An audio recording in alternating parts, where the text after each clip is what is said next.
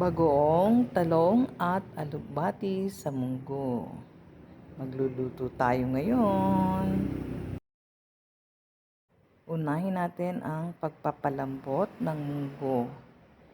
Ilaga muna natin yan hanggang sa magbiyak-biyak na ang kanyang mga buto. Sabawan, at eto ang sekreto natin dyan. Bagoong isda. Maglalagay din tayo ng Knorr cubes. Pagkatapos ay hayaang kumulo pa hanggang sa maglagay na rin tayo ng talong. Ayan, halu-haluin muna natin at hayaang pakuluin pa.